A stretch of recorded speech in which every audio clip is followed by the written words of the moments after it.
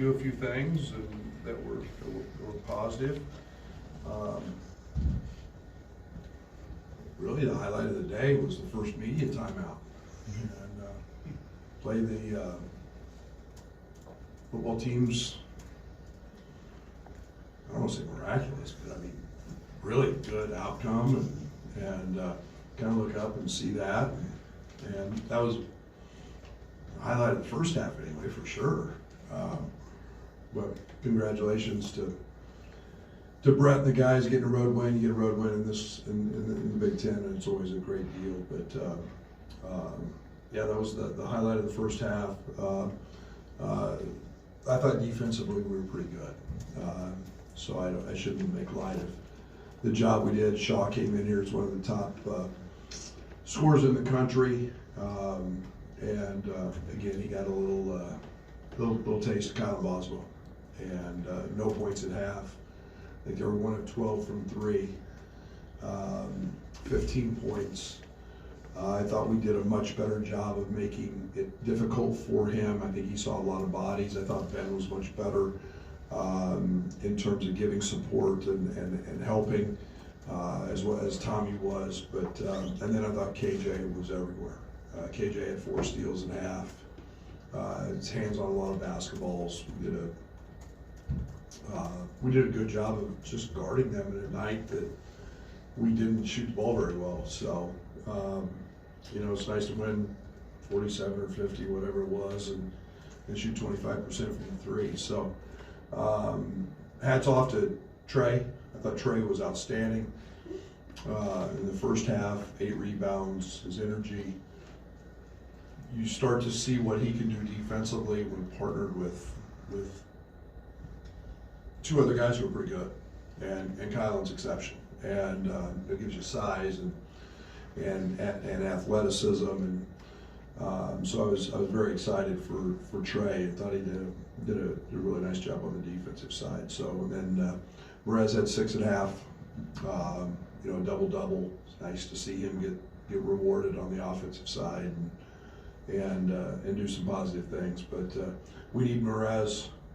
His, you know, 8 minutes and 4 fouls the other night at Alabama obviously changed a little bit of the outcome of that game. So we've got to have him playing smart and staying out of foul trouble, because he truly impacts us. Brad, there was a play, and Ben Humrickhouse looked over the bench and says he's left hand, right? And it was like a scouting mistake right there. How much is that a part of some of the defensive struggles that you've had, or prior to this game? Is just learning the level of scouting and the detail that goes into it? Yeah, mistakes cost you at this level. A game in which most games are decided by a couple of possessions, you sure can't afford to have scouting report mistakes. That you cover it, you work on it, and that's a player's responsibility, is to understand that. You know, it's at least in our program. I don't want to say everybody does that, but you know, I always go back to the Michigan game a few years ago with Io, and we had two scouting report mistakes the entire game, and so it's getting guys dialed in. That's why I say the defensive side takes a little longer. That's why I was upset at Alabama. You know, we don't give up middle drives very often, and you know, Ben happened to be a big culprit of 3 or 4 of those, and you know, so it's just getting guys acclimated to what our fundamentals are, and then handling the importance of managing a scouting report. Coach, Kyle Boswell, obviously more assertive offensively these last 2 games. Is that something that you had talked about with him, or something he took upon himself, just to be more aggressive? No, he's a really good player, and you know, he's a 40% career 3-point shooter. I mean, his ball's going to start going in. I want him to take shots that are the right shots within the framework of what we do, and the good quality shots. I want to see him continue to play off 2 feet. You know, he's a guy that's, as a smaller guard, is not going to get away with playing off 1. When he plays off 2, he had 2 up in the second half. He just went off 2 feet, he got fouled. So it's just continuing the growth part of that for him, but it's being aggressive and knowing where his opportunities come from, and you know, I thought he and KJ both were aggressive early. We knew they were going to go under ball screens, and for whatever reason, they're both good shooters and didn't make them. And Brad, today was the first time we saw Tommy and Merez on the court for an extended stretch. Merez mentioned earlier that the plan maybe was to try it against Alabama, but his foul trouble kind of got in the way. We'll be looking forward. Yeah, he pretty much screwed up his opportunities there for me to see what we were doing. We'd like to be able to play that. I mean, it gives us a tremendous advantage defensively. It gives us a different look than what we have with Ben. I think we can also slide Ben to the 3 and play bigger some. We've tried to look at some of those things, and like I said, today gave us an opportunity to look at a little bit of that. I also pretty much had a mindset if the game got out of hand, I didn't want to play anybody more than 24 or 25 minutes either. So I kind of got a little hesitant to try to do that much in the second half. Coach, you highlighted Merez in a double-double. I wanted to get your thoughts on just the play that he had there with the end one, just not giving up on that play. Merez gets winning. That's one of the things that, if it was just about what play you run or what defense you play, everybody would win. It's not. It's about rebounding. It's about running the floor hard. It's about diving on the floor for loose balls. It's about making not the first effort, but the second effort. And when you become really good, you make the third effort. Will Riley dive on the floor, Merez on the floor. Guys fighting for those things. Those are winning plays. That's what our culture's been here from day one, is figuring out how to make winning plays, not being afraid to make winning plays, sacrificing for your teammates.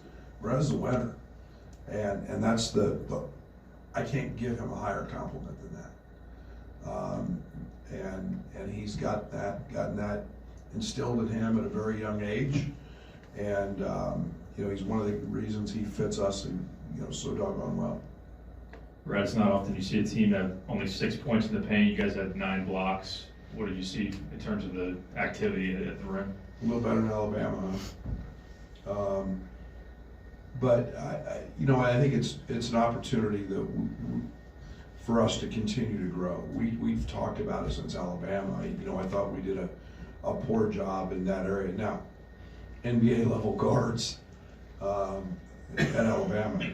Alabama arguably is one of the 3 or 4 best teams in the country, probably. So it was a good learning lesson for our guys. And but I thought our challenges were much better. We didn't stay flat-footed. We took bumps and hits and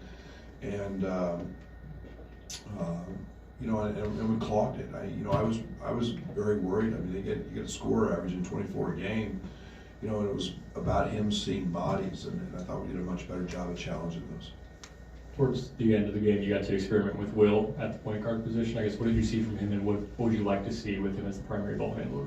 Yeah, we do it every day in practice, so it's the first time that it's not just him. Really, we can play a lot of guys at that spot, but it was just he was in a pretty good moment offensively. I've always been one of those guys that's going to ride that, and he's got size. He can pop up over people. He's shooting a pretty high percentage from 3. Again, they went under, so a lot of it was just jump up and shoot. And but he got downhill, he got in the paint, and those are things that he's very capable of. Will's had a couple games where it's kind of been a slow start, but then he turns it on in the second half. What's that say about him to handle kind of adversity and be able to bounce back in the second half? Will just hoops. Will just simply,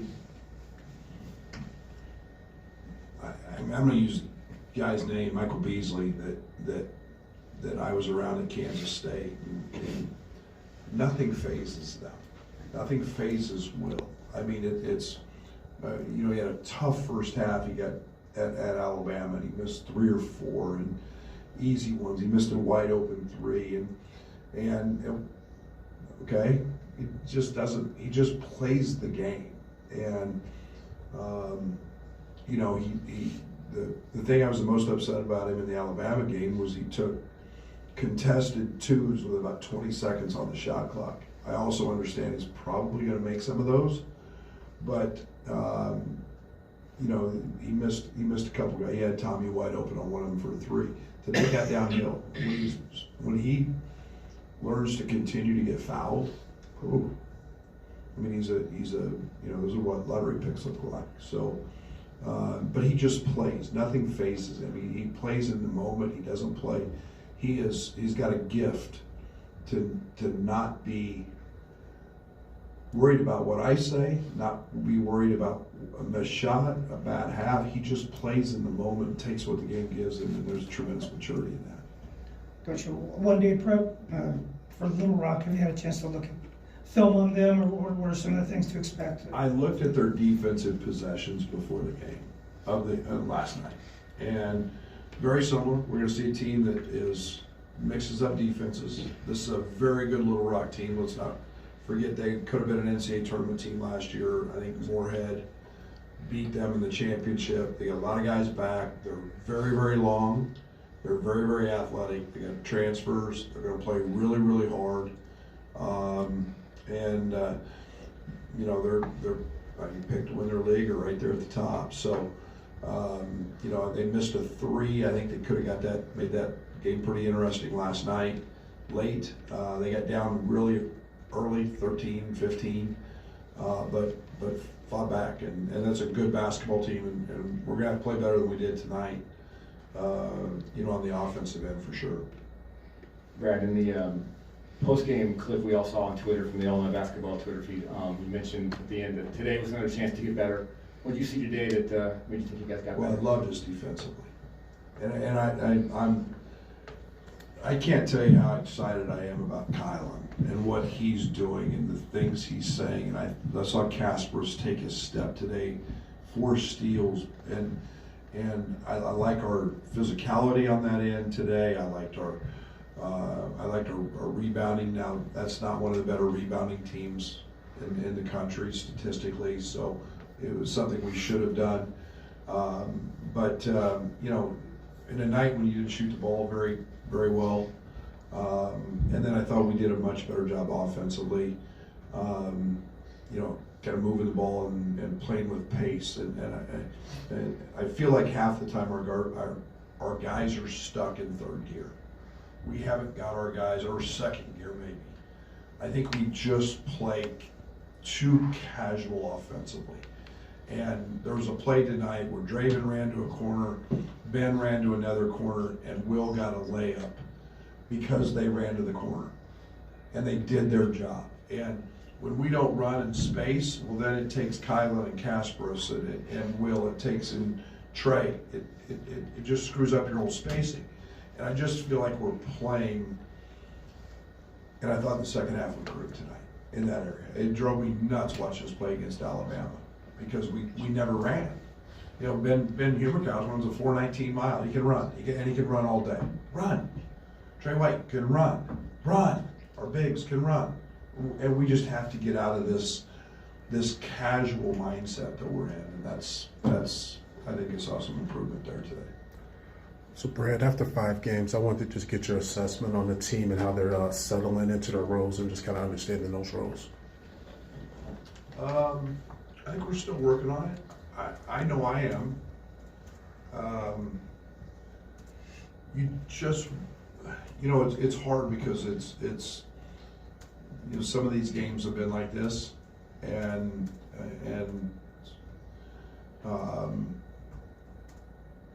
I still want to see combinations. I want to see Kerry and Ben together. I want to see, you know, Merez and a bigger lineup together.